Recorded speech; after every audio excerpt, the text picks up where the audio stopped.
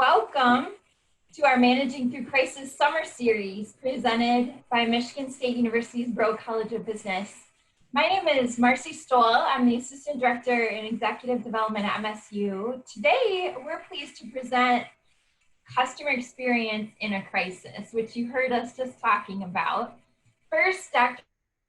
Tom DeWitt will share his insights with you, and second, I will share your questions with him. So please use the Q&A feature in Zoom to submit your questions throughout the presentation. I will share as many questions as time permits with Dr. DeWitt during the second half of this webinar. And after we conclude today, we'll provide you a link to a recording of the webinar. All the webinars are posted on Broad's YouTube channel. So now I would like to introduce Dr. David Freyer, the Assistant Dean of Outreach and Engagement. Dr. Freyer, thank you for joining us today. And thank you for all you're doing to support this summer series and all of the team that's involved with it. Thank you very much, Marcie, and thank you for everything that you've done to put this series together and continue to shepherd it through. I wanted to extend a welcome to everyone on behalf of Dean Gupta and our entire team in the Broad College of Business. Thank you for attending the summer series. We're very excited about this series and what we're hopefully bringing to all of you in the business community around the country and around the world. And so thank you again for being here. I'm really excited today because we have Dr. Tom DeWitt with us. Tom is a great colleague and great friend. He has done a tremendous amount of work here at Michigan State University since returning just a few short years ago. He's really launched a customer experience management program that is multifaceted. It includes symposiums that are held twice a year. He's got an executive education program that he runs with some colleagues through our office. So those of you interested in these topics can certainly join for that educational experience. He has developed the CX of Michigan Professional Association that is continuing to drive messaging around customer experience management and how important it is for all of us in that customer related space.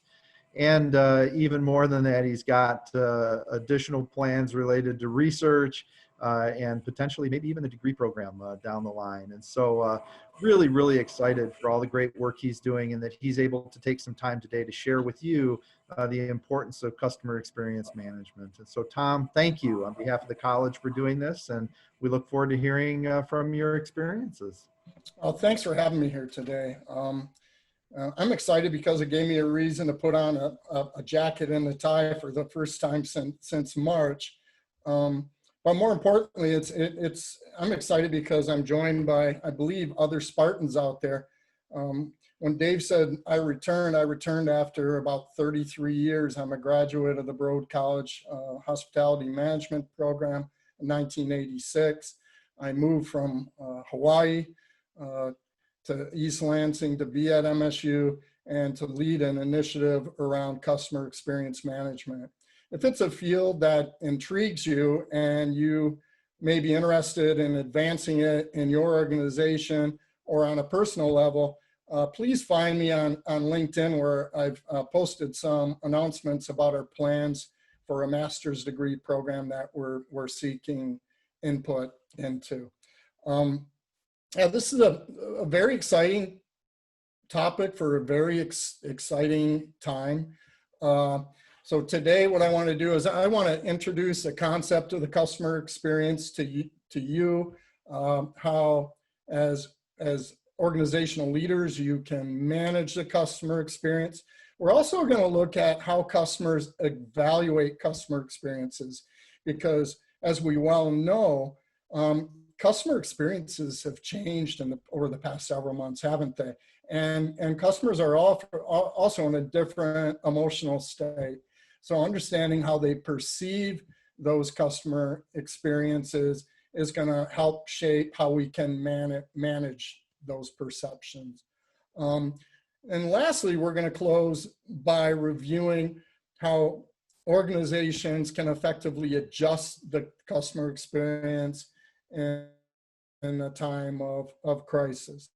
So right away, let's start out with a simple definition of the customer experience, this one offered by Forrester, as how customers perceive their interactions with the company.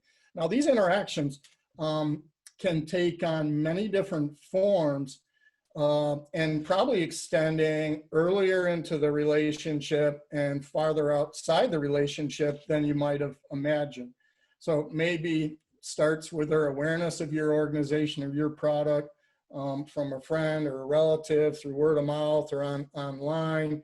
And that journey then encompasses the steps that they take to learn more about your organization, your products, how they compare to the competition, their purchase of your good or service, their assimilation. Over time, after repeated episodes, their assimilation into your organization based on their experiences with your goods or services. So if we break this down into the customer journey, typically what we do is we identify the stages that the customer goes through. And be mindful, it's not just the purchase. What really makes customer experience management different is we focus not just on generating leads and purchases, but monitoring the customer's performance over time and their ability to engage with our organization in an effective way and transition into being loyal customers. So we look at the lifetime value of that customer and what we have to do as an organization to invest in that relationship so that it benefits both the customer and us. And you'll see as you look at all the detailed steps and touch points, the different avenues that it can take through the organization. Now that poses quite a challenge because the customer is expecting the same consistent delivery across all those touch points. And you'll also note all the different departments in the organization that could potentially contribute to those interactions. So this is what customer experience management is all about. Now, if we move from left to right, as we think about what this means as an organization, in fact, I would begin with here on the top is establishing a customer-centric organization with a unified view of the customer and with the singular purpose of serving the needs of that customer and helping everybody in the organization to understand what that means. So it's segmenting customers into different groups according to their different needs and tailoring experiences to those different needs. Journey mapping helps us to understand what that might look like for different segments. It's benchmarking our progress over time as an organization and advancing our customer centricity and customer experience management goals. It's creating a governance framework or structure across the organization. So one thing that's really critical about managing the customer experience, that responsibility does not lie on the shoulders of a single individual or a single department. It's a shared responsibility across the organization because every department in the organization in some way, shape, or form is ultimately impacting the customer. So this is helping through communications, helping everybody in the organization to understand what that role is and how to best deliver on it. And that all feeds in really well into ensuring organizational alignment and employee engagement in the organization. Unfortunately, most customer experience initiatives fail for a lack of not planning and execution and design and research, but a lack of leadership alignment and employee engagement. So there's importance of employee empowerment and creating efficiencies for the customer. And then ultimately, it's monitoring our performance against our designs so that we can continuously improve. Now, I think another thing to understand is about expectations and performance. The traditional view of marketing is one of communication, right? through traditional communication channels. But we know at an operational level, most customer expectations are based on their experiences. So as you look from left to right, we move from customer expectations being created through communication channels, but then it's delivering on those expectations at different touch points. And again, doing so in a very consistent and positive way. And that's where the challenge lies. Because if we look at an organizational level, and this is a services marketing pyramid, it does a really, really good job of illustrating this. I want you to think in your mind about organizations that you interact with on a regular basis. And think about the promises that they make in their advertising or their external marketing. And now reflect on how well they deliver on those expectations, either through their technology platforms or through their employees. And this is interactive marketing, or delivering on the promises of advertising. I'm not going to name any names in terms of negative experiences, but I will point out some positive experiences. One of my personal favorites is Culver's. Not just the consistency of their product, their double deluxe burger or their fries or whatever, but it's also the consistency of the service delivery, right? Every time you go through the drive-thru, you're getting the same service script and frankly, the same modulation in the voice tones of the person that's delivering it. It's very consistent. The restaurants are always clean, and it doesn't matter which unit you go to. Consistently across the chain, you're going to find that consistency. And that is largely due to internal marketing. And internal marketing is a communication between the organization and the employees, and setting expectations, setting standards and expectations for performance. It's important to understand this, because this is all where the rubber hits the road in delivering on customer expectations. And now you imagine during a time of crisis how this can all be thrown off. So how customers perceive the experience. I'm going to share with you some measures that are used in industry to determine how well we're delivering on customer expectations. This is put out by Forrester, and what I like about it is it takes a few factors into consideration when measuring customer experience quality. The effectiveness of the delivery, or the experience delivers value to the customer, the ease of that experience. Increasingly, we find that one of the best measures of effectiveness in customer experience is how easy was it for the customer. A lot of that we can attribute to the Amazon effect, or the role that technology has played in shaping our expectations for how quickly and how easily we can order products and get them delivered to us. And then there's the emotional state. As you can imagine, emotions underlie loyalty. How we feel about an organization is due to frequent positive encounters, but it's also to how we're treated during that time. You know, it's the human interactions, it's the level of empathy and understanding that's displayed. It's the trust that is earned through the interactions that is really going to drive that emotional state.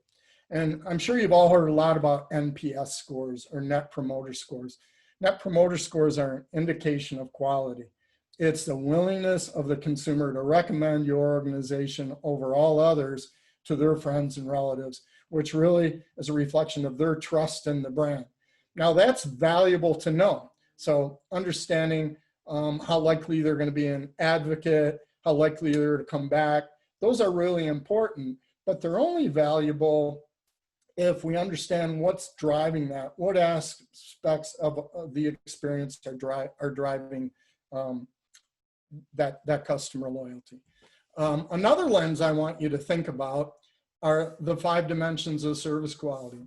So the 5 dimensions of service quality are the result of qualitative research that was completed by a group of researchers at Texas A&M in the mid-1980s. And what they did is they interviewed thousands of people across an array of different service experiences, and analyzing that quality qualitative data, what they found was that all of the ways in which they evaluated the experience fell within one of 5 different dimensions, which are often called RATER, R-A-T-E-R. That'll help you to remember that. Responsiveness. So this is how quickly, when you go to that drive-in at Culver's, how long do you have to wait until someone speaks to you at the speaker? Empathy. More than ever, empathy, or the ability of organizations to understand the experience from the customer's point of view, is really, really critical. Assurance. Assurance is your ability over time to inspire confidence in the consumer, that you know what you're doing. And I tell you, it was my first experience at Culver's that I knew Culver's knew what they were doing, just based on the quality of the burger and the delivery of the service. But it's that consistency that inspires trust. Tangibles. We don't often think about this, but if you take into consideration all the different physical cues, so before you even get to the counter at Culver's, you see the sign by the road telling you what flavor of the day there is. You notice that their grass has been cut, their landscaping has been attended to. There's no trash in the lot. Everything is clean and neat. And when you walk through the door, everything is organized very well. It's very well lit. And as we've moved into a digital era, the website and apps, they become part of that tangible experience too. I'd be remiss if I didn't mention restrooms. I mean, how many times have you gone to a restaurant or a business, you've had a great experience, and then you go into the restroom and you notice they haven't attended to it very well, and based on that experience, you never go back. As you may have guessed, the #1 most important dimension is reliability, and reliability is that consistency component. It's companies like Culver's and McDonald's that, regardless of the time of day and the operation you go into, they consistently deliver on your expectations. So what I want you to try to imagine is the customer's view of your business through this lens, and how COVID and the COVID crisis could potentially impact these, and how some of these might become more important. In fact, in today's era, I would wager empathy is one of the most critical aspects of service delivery. And think about reliability. How is reliability going to be impacted if all of a sudden your in-person business goes remote and people are working from home? The tangibles change completely, right? Because they're no longer walking into the physical environment. And that is one reason why I'm wearing a suit and tie today. I'm putting on all my tangibles for you. So given that lens, I want to introduce you to a framework that I won't take credit for this. It was created by McKinsey. You'll be able to find it online if you search for this title. But McKinsey came up with 4 different ways that businesses will need to adjust in the time of a crisis. The first being a focus on care and concern, not just for customers, but also for employees, because we've put employees in a really precarious position. In many instances, they've been laid off, or they're forced to work from home and to deal with childcare at the same time that they're expected to be productive at work. And the other thing is looking at our values in the organization, and beyond selling our product, what we mean to the community and what we mean to society as a whole. Second has to do with meeting customers where they are. Unfortunately, I've spent most of the past 3 months in my basement. This is where I am. It's here, and it's by Beaumont Tower on campus feeding the squirrels. Normally, I would be traveling internationally. So we need to adjust our business practices to meet customers and serve them where they are. Lastly, the world as we know it is totally changed. Over these past few months, consumers have adapted to different environments. They've adapted to doing business online, doing transactions online. In many instances, we've had to get rid of people that have worked for us for a long time. So we've had to downsize our business. So we need to realize that things won't be the same when we go back. They may not be for a long time, and it's important that we adjust to that. And then lastly, if there's one outcome of this that's positive, COVID crisis has forced us to be innovative as organizations. In the past, a lot of companies poo-pooed remote workers, said they never would do it. Now they've been forced to do it, and they've been forced to adapt to it. So if there's a positive, it's being innovative. So what I'd like to do for the next 15 minutes or so is I'd like to take you through examples of how companies have dealt with each one of these areas. And then we're going to take some time to talk about your businesses and how we can impact them in one of these 4 ways. So first of all, a couple great local examples. Consumers Energy, quite frankly, even though energy companies are a commodity, I would put Consumers Energy towards the top of the list as effective customer experience management organizations. And they've done a few things as it relates to the COVID crisis that have been phenomenal, including suspending shutoffs, donating a lot of money to organizations locally that are helping to serve the community and impact them in a positive way and responding to the COVID crisis, and supporting payment assistance. They realize that a lot of people lost their paychecks. Businesses have shut down. So businesses are looking for rental forgiveness, help with their bills, and then Priority Health. Look, they're offering free wellness tools for their members. They're offering financial relief, not only to their members, but also employers in light of the COVID crisis. They've engineered a free home delivery of prescription drugs so people don't have to leave their homes. And they're offering virtual care for non-emergent needs and COVID-19 diagnostic crisis. So in that way, they're also meeting consumers where they are. So you'll see here, tremendous amount of empathy and understanding of the customer. Also for employees, as many of you are aware, and I'm really lucky. I work for Michigan State. And I feel very secure in my job, but not everybody can say that. So consumers are dealing with a double whammy here. Not only concerned about their health and their safety and that of their family, but also their financial security. So they're stressed about paying bills, and they're also stressed about worrying about their own health and that of their family members. So again, I'm trying to get as many Michigan-based companies as I can because I think we have a lot to be proud of here. I also want to point out that both these companies have Spartan leadership, and that probably explains a lot of it too, because we know Spartans well. So at United Shore, right off the bat, they dedicated themselves to no layoffs during the COVID crisis.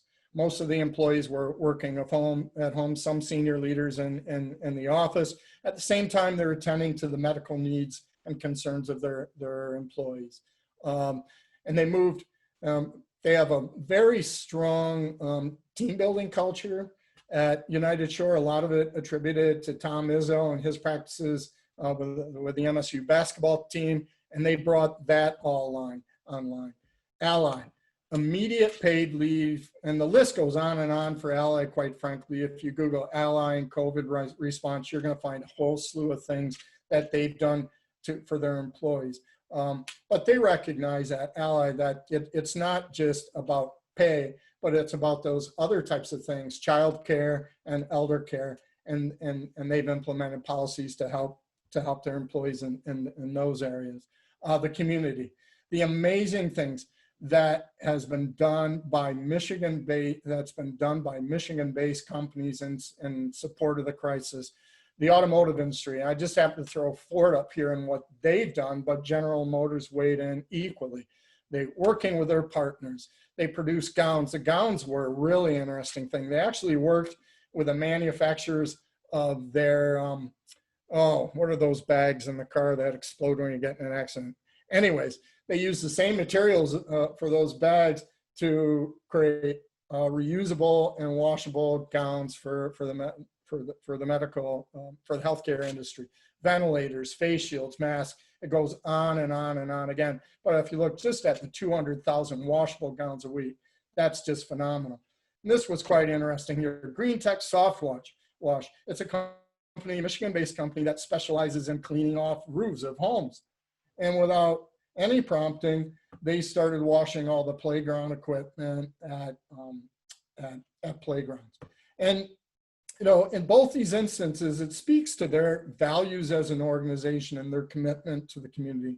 It also displays an incredible depth of empathy. Secondly, as we look at the initiatives, meeting customers where they are, many organizations have been forced to go online. Before COVID crisis, despite the internet, despite the advent of apps and the growth and use of apps, 90% of businesses were delivering their goods and services in person.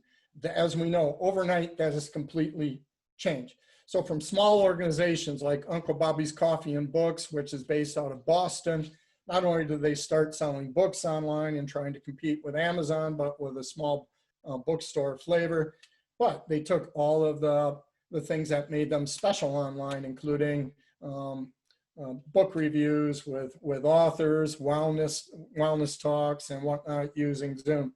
ClassPass, great example. So before COVID crisis, ClassPass, what they did is they partnered with gyms on selling subscriptions for personal visits to those gyms. Overnight, literally overnight, they started live streaming these workouts, and now they have over 50,000 on-demand workouts a week that are delivered online, with more than 50% of those coming being accessed from areas outside of the geographic areas where the consumers are. So phenomenal responses here in terms of accelerating digital options. If you're anything like me and my neighbor, where I see piles and piles of boxes outside their door every day, business had no choice but to expand home delivery options. This includes the healthcare industry, where they had virtual office visits before, but now those have expanded exponentially. Blue Cross Blue Shield alone went from 10% of their appointments to 80%. Uber is expanding exponentially in the area of home delivery of grocery services. So we're already conditioned to going to Target, going to Kroger. We had Instacart, we had other players. We already knew Uber was into Uber Eats. Now Uber is also into Uber Groceries. And it's not just in the US, it's globally, around the world. They're partnering with different grocers in those areas, over 9,500 different merchants, and offering home delivery of groceries in 35 different countries. Now, when we think about the health aspects here, one company really stands out to me. We have a Panera location just around the corner, and it was fascinating to me to watch incrementally as we started opening up again, how Panera was dealing with this crisis. It started with home delivery. We're already using apps and the web to do that, but combined with kiosk ordering, it limits how the physical contact that they have with employees. And you'll notice, it went from delivery, and then we had curbside. They were already revolutionizing rapid pickup, and now this has grown as well. So I love the fact that I can order my coffee every day over my app, or I can use a kiosk when I enter the operation. I go directly to the drop-off area, I get my coffee, and I'm out of there. So Panera has done a phenomenal job. The other area where we see being used is with credit cards. So MasterCard is seeing incredible growth in contactless payments, including tap to pay and mobile pay when people are using their card in a retail environment. So what this means is consumers, they don't even want to pass over their credit card to the cashier and get it passed back to them. They don't want to touch anything. And you probably notice at stores like Costco, it's similar. They don't take your credit card anymore. In fact, they scan your card through the plexiglass. You take your credit card, you stick it into the payment machine, and you're out of there. So The reality is consumers are concerned. And as businesses, we need to respond to that. We need to minimize contact in the same way these businesses have done it. Now, we've talked about a lot of initiatives. You know, having gone through the financial crisis in the late 2000s, the reality is customer expectations don't change. Even in challenging times, those expectations, if anything, they're heightened. They're going to say, what are you going to do to help me now? How are you going to respond to this crisis? And what this table illustrates is organizations that have seized that opportunity, they've invested in this, they benefited from it in a positive way when they got out of the crisis. So how you look at this now, and I know it's easy to find savings and cut costs, but make sure that you do so in a way that preserves the experience in a positive way and shows your empathy and responsiveness to the customer. It's also important for you to reimagine your business. Retail spaces are going to shrink. Big retailers are going to be shutting down. So it's important for you to think about how do we innovate in a way that both minimize our contact with the customer, benefits our business, and delivers value to the customer. So a couple examples here. They're not local. One is J.W. Lopes. It's a produce company out of Boston. And what was really interesting here is they were primarily a company that supplied to restaurants.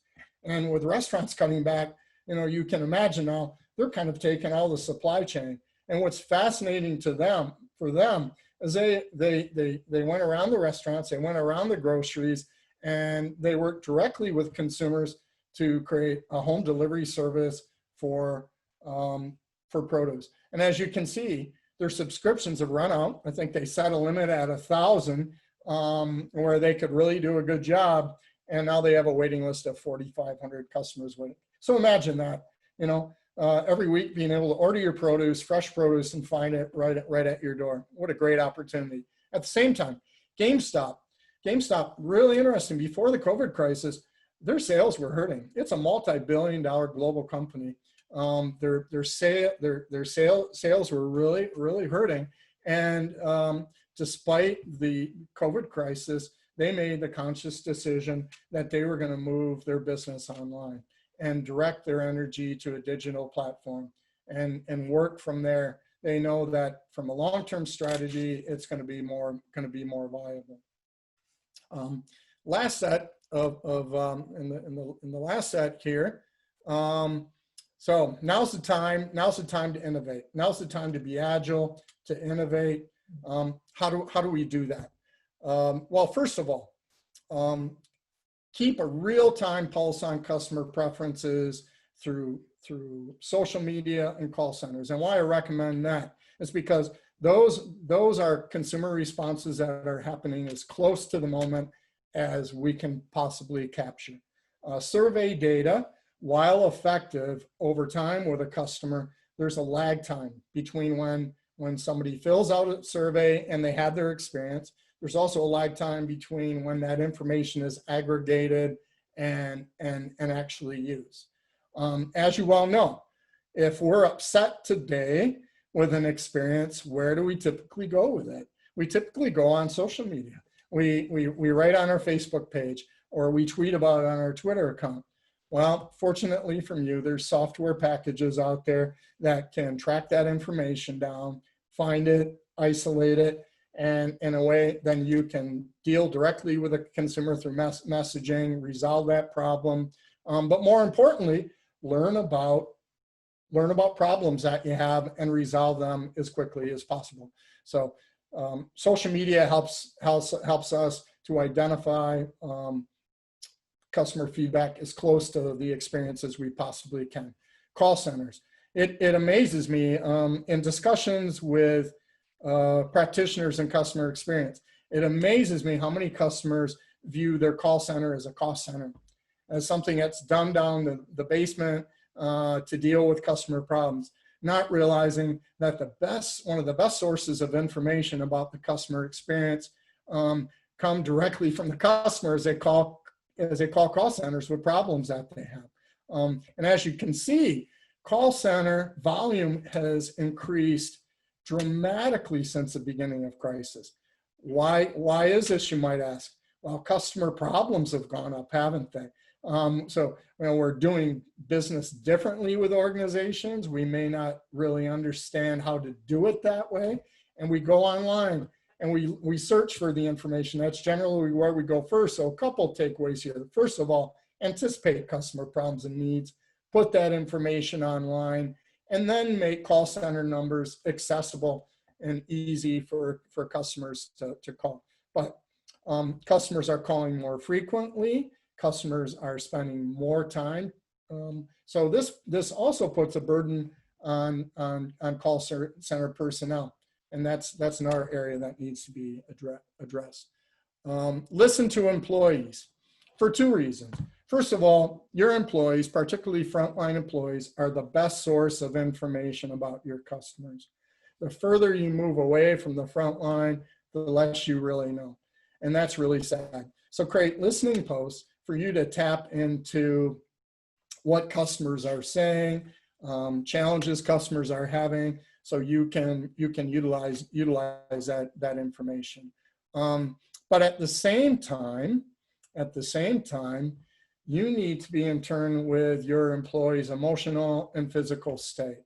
And these 4 different points were put out there by Mercer. I would encourage you to look that up too. Listen for these different patterns with your employees and provide a platform for them to easily ask questions and provide feedback. To what extent do your employees feel physically, mentally, and financially secure?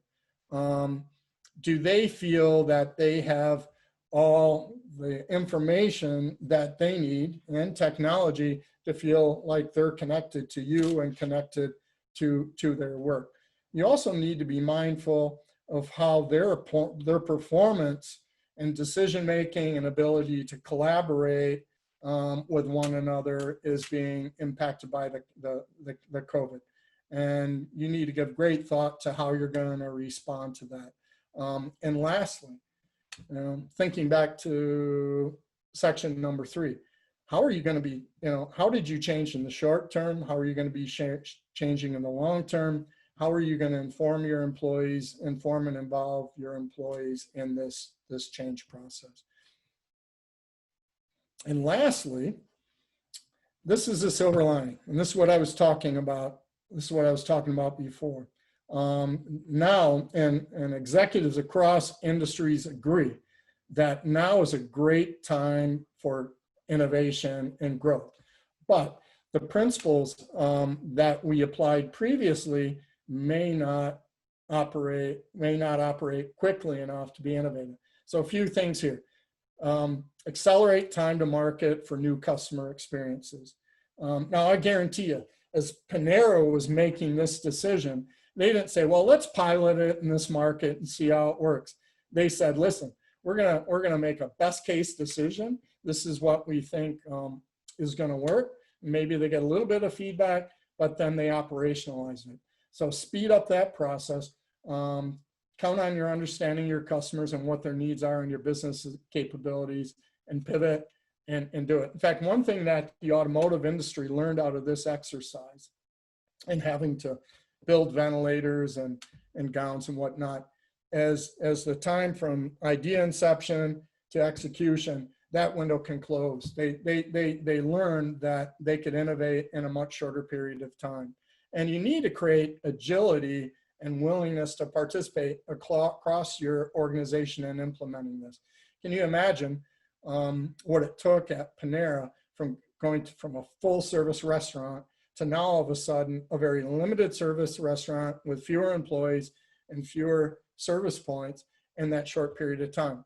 And the way that we serve, and they serve customers in that space. I mean, one thing that really struck me the first time I went inside Panera is they closed off the serving area, they closed off the seating area, and they had kept the kiosk open.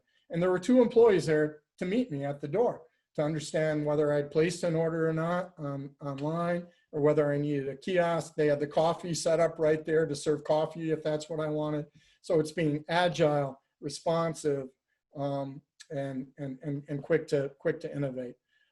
And lastly, when listing your priorities for change, put digital and delivery at the top of the list, because that's where we are right now in this space, and we're going to continue to be for well into the near future. And I think that's it in terms of the presentation. We've got a couple more related webinars coming up on July 28th and August 4th. As was mentioned by Dave and Marcie, we offer a 6-module, 3-day professional development series in customer experience management to help your organization to understand what it takes beginning to end to operationalize customer experience management in your organization. But at the very least, if you have any questions that we don't cover today, feel free to send me an email. Do note my email address there, though. There are 3 T's, so it's DeWitt and then TH for Thomas. I'd be happy to chat with you. And with that, I'm going to turn it over to Marcie. Thank you very much. Thank you, Tom. Wow, that was filled with really great current examples. So it really gave us a lot of different food for thought on how to apply strategies to the different industries and to the companies that are in different positions, like of growth or constriction. So thank you for that. We do have several questions. We have about 15, 17 minutes to go and about 10 or so questions. So the first couple I want to ask you are really bigger picture questions. What have you seen to be the biggest shift in customer experience or perception since these crises started this March 2020? Can you be a little more specific? What you mean by that? Yeah, so your very first quote talked about perception, you know, being the definition of customer experience. What has been the biggest shift in perspective? Yeah, I think that the biggest shift in perspective is, I think consumers are looking for validation in their relationship with companies. They're looking for that high level of empathy and responsiveness. They're looking for reasons to trust organizations. So I think that's really the key thing. You know, as this was all coming down on us as consumers, we were waiting to see how companies were going to respond. And some just validated our opinions in a very negative way. And again, I'm not going to name names, but then there's other organizations that reinforce the way that we felt about them. Culver's and Panera are great examples. So, you know, we're looking for what is their level of empathy and responsive are they going to be to our needs. And there's 2 follow-up questions for that as well. You know, when we originally thought of the Managing Through Crisis series, our country was in the middle, our world was in the middle of one, and now we have 3, you know, or more that we're dealing with all at one time. So as we think about customer experience now, there's one viewer that asked the question, businesses are also working on increasing their diversity, equity, and inclusion efforts amidst national conversations about race and inequality. Are there any comments on the role CX could play in these efforts? Absolutely. You know, whether it's racial inequities or gender inequities, and we've seen examples of both out there. We need to develop a culture and an organization that supports diversity and equity. So I think now's the time for companies to really stop and think about how they define their customers, how they prepare their employees to serve those customers. And you know, you're going to continue to hear empathy. You know, if there's one key thing that drives customer-centric organizations, it's a high degree of empathy towards the customer. And I think of it when you think about what's causing what we're seeing right now in the US, it comes from a lack of empathy and a great deal of ignorance. So it's educating your employees, It's inculcating a high level of empathy in them as it relates not just the customer, but also other employees. So I guess that's the other piece. It's not just how we serve the customer and how we don't discriminate, how we embrace diversity, but also how we treat each other in the workplace, right? Right. And that leads right into the second question I had that was bigger picture, which is what has been the biggest shift in customer response, which is the measure of our execution of our intentions on all those various fronts. You mean consumers? Our customer response. So how they're responding to our efforts during these times. Okay, okay. Just repeat it. Make sure I'm getting it right. I'm sorry. What are we seeing changing in customers' response to businesses? Okay. I guess I've kind of addressed this before, but I think, what we're going to see here is, if you think back to CXI and, there was that emotional component, there was that ease of doing business with a component, and how much value that the business delivered, right? I think with that lens, consumers are evaluating businesses, and it's either going to drive up loyalty to that organization, or it's going to send them away. Because one thing that we've learned over time is when somebody comes to your organization with a problem, first of all, they're coming to you. They've chosen to come to you. They've given you the opportunity. How you deal with that problem is either going to validate your relationship and endear a higher level of not just satisfaction, but trust and loyalty, or it's going to invalidate it, and they're going to go someplace else. I think what you're going to see from the big picture standpoint is your ability to make that easier, your ability to create a positive emotional response in the customer, particularly through the level of empathy that you show, and your ability to deliver value. The ratio of benefits to cost is going to determine whether customers stay with you or not. So, we can't change our level of service. If anything, now is the time to ramp up our level of service and not adopt the attitude, well, customers understand we're going through a hard time. They'll understand a lower level of service. No, they don't. There's plenty of companies out there responding in a very, very positive way and are standing out. Now, frankly, is your opportunity to shine. Unfortunately, often with fewer resources. Yeah, it's an interesting time, like we were talking about. It is. It's a great time. In many ways, it's a great time. So as companies are shifting more to offering things online that weren't previously offered online or not significantly focusing in that area, how does that impact or change the role of sales prospecting or the sales industry in general? Well, as somebody I'm a big advocate of LinkedIn.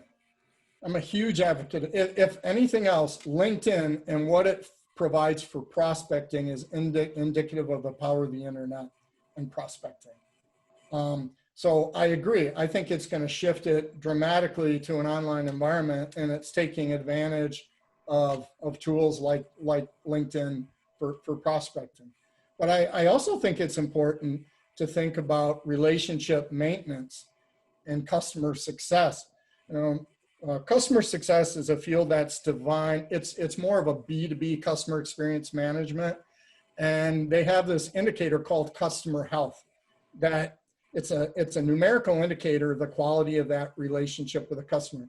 And if there's one thing that troubles me when I look at the different metrics they use for that, is so many that are based on sales. They're based on how frequently they purchase, how long they've been with us, what the average purchase is. And there's not enough being measured there as it relates to the quality of that relationship and the customer's commitment to the brand. I think it's really critical at this point that businesses think about, this is the time to reinvestigate the relationships that you have, not getting new customers, relationship you have, and what you're doing to keep those relationships. It's time to open up lines of communication same way that we were talking about being empathetic towards the employee and customer here, it's being empathetic to your customer situation and where they're coming from, and a little bit less on getting the sale. And unfortunately, you know, in talking to a lot of software providers over the past couple of months, I've run in a lot of that too. It was really clear to them that they didn't have any interest in talking to me unless I was interested in buying their product. And that was very short-sighted on their part. So I think you need to think more broadly about those relationships and how both of you can benefit from it. And you need to focus on the put more focus now on the relationships you have than actually prospecting.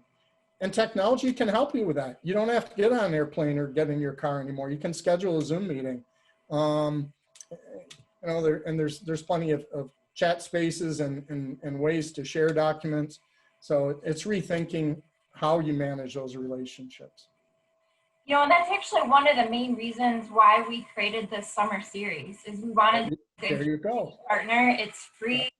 And it's something we just felt added value to our partners in the community. So yeah, I mean, before it's like, okay, we got these workshops, we need to fill the seats. It's all about sell. And I'm not, you know, I'm just saying that broadly, you know, and it's time now to say, okay, you know, how can we, one of the best ways you can develop a relationship and endear somebody to you, think back to assurance again, and think back to assurance.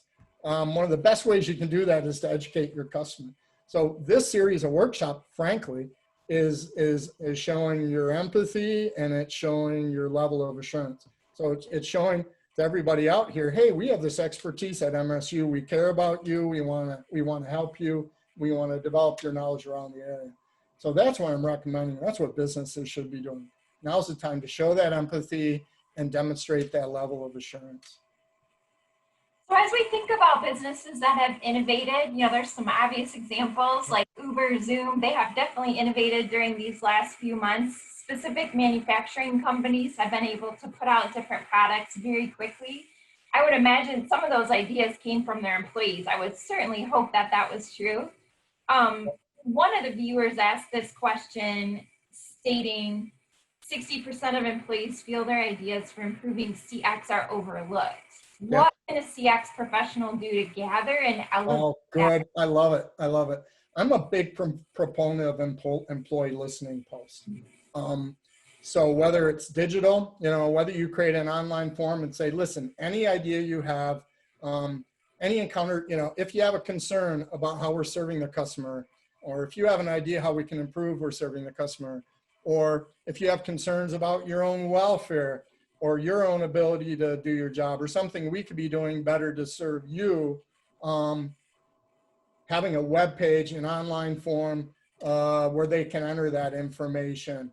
And then, you know, just like anything else, you need to be able to close the loop and show them how you've used that information and share it back with them. So, you know, quite frankly, as we talk with companies and as we're developing the curriculum for the master's degree, we're looking at understanding the employee and understanding the customer and designing experiences and getting feedback. We're doing it lockstep.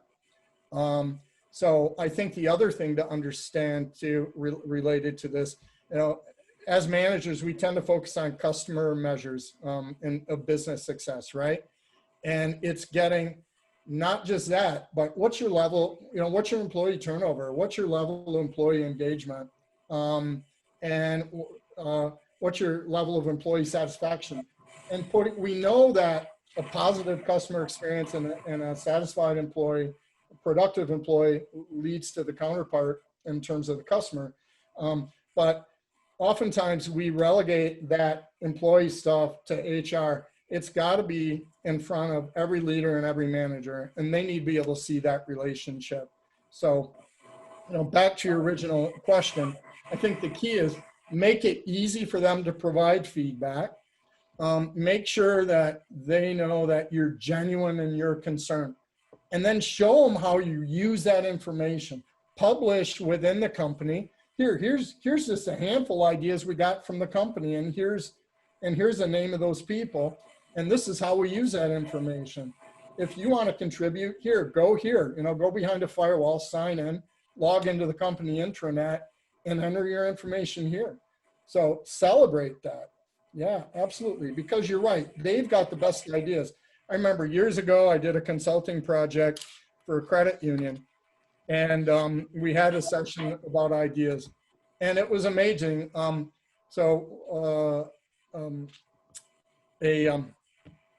teller, you know, what they noticed is they were getting a lot of the same question at the teller counter beyond just a simple transaction. And then but that wasn't within their job description. So they would then have to tell that person, well, you'll need to wait for so-and-so and so-and-so over there to talk about it. So they just created more problems for the customer. And it was something that they could have easily resolved. And that's what they proposed. And they were spot on. But the CEO of the bank, you know what his idea was? Well, what if we put penny ponies in the lobby?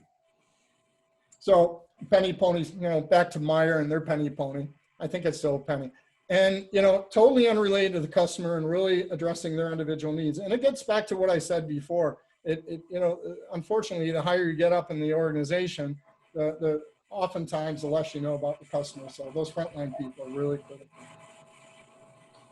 And the last question is, again, a bigger picture question. I know we're just about at the end of the webinar, but I'm wondering, how does some of this convert from B2C to B2B? It converts very well. Yeah. It converts very well. You know, moving away from the principles are the same. The principles are the same. It's just when one of the first things we do in a B2C environment is we create customer personas based on different segments. You can do the same with organizations. The same thing. You look at, well, what does their journey look like? How do they decide on vendors? How do they decide on products? In what ways do we make the ordering process challenging, the delivery process challenging, the billing process challenging? You know, what are we doing over time to understand how their needs are evolving and changing, and how are we changing to meet that? You know, frankly, to me, the biggest challenge is these you know, in a B2B setting, often the mentality is too driven by sales numbers and quotas than it is by looking at the lifetime value of that customer, looking at their journey, looking at differences across different organizations and how their characteristics create distinct needs. So the principles are exactly the same, I think. But I think the biggest challenge is, you know, the biggest challenge in a B2C setting is getting leadership alignment and employee engagement on this.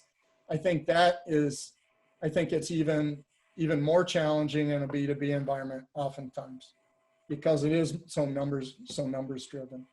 So the biggest challenge is changing the organizational culture, but the principles are exactly the same. It's just the mindset of the people in the organization. And I'll close on a quote. Customer experience is not a business function, it's a mindset. So, you know, and that's normally where we start with organizations. Where are you now in terms of assessing your organization as being customer centric?